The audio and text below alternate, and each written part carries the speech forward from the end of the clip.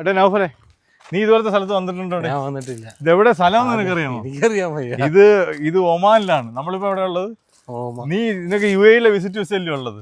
നീ എങ്ങനെ ഒമാനിലെത്തിയത്? എനിക്കറിയാൻ വയ്യ. ഞാൻ വണ്ടി കയറിയിരുന്നു, നേരെ ഇവിടെ എത്തി, ഒമാനിലെത്തി. അപ്പൊ വിസ ക്യാൻസൽ ചെയ്യാതെ തന്നെ, അല്ലെങ്കിൽ വിസ എക്സ്പയർ ആവാതെ UAE നിന്ന് ഒമാനിലെത്താനുള്ള സ്ഥലമുണ്ട്. ആ സ്ഥലത്താണ് നമ്മളിപ്പോൾ ഉള്ളത്. കോഴി ആട് കരുന്ന അങ്ങോട്ട് നോക്കി പൂക്കളൊക്കെ ഉണ്ടാ. ഇവിടെ വളരെ രസകരമായ അന്തരീക്ഷമുള്ള സ്ഥലമാണ്. ഞങ്ങളൊരു ദിവസം രാത്രി മുമ്പ് ഇവിടെ വന്നിട്ടുണ്ട്.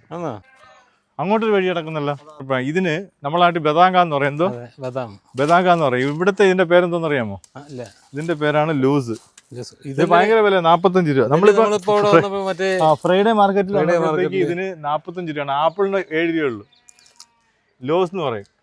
ഇവിടെ ചിലപ്പോൾ ഇത് ഒരു പെട്ടിക്ക് നിങ്ങൾ പറഞ്ഞാൽ വിശ്വസിക്കൂല, 20,000 രൂപയൊക്കെ വില വരാറുണ്ട് ചില സീസണിൽ. ഒന്ന് കഴിച്ചു നോക്കാം. കഴിച്ചു നോക്ക്. വാജിദ് ഹുലു.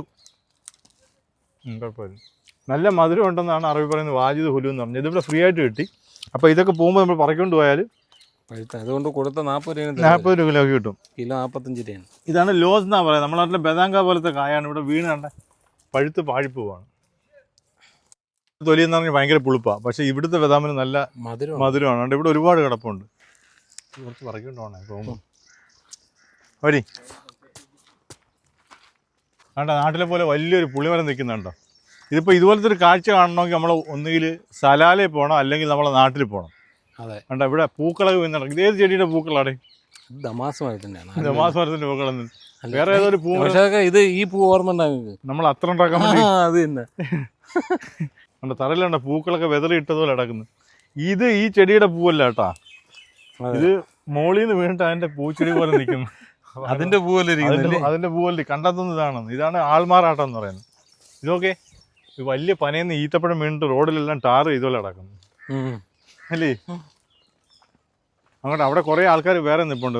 അവിടെ എന്തോ ജാമ്പയ്ക്ക് പഴുത്ത് നിൽക്കുന്നു. പോയി നോക്കാം. ബൈ. ജാമ്പയാന്ന് അറിയാൻ വയ്യ. എന്തായാലും ഒരു പൂക്കളോ കായോ എന്തോ ഉണ്ട്. ഇത് പൂവാണെന്ന് തോന്നുന്നു. എന്തായാലും നോക്കാം. ഇത് നമ്മളെ നാട്ടിലെ ഒരു സ്ഥിതി പറന്ന് നടക്കുന്ന പൂക്കൾ.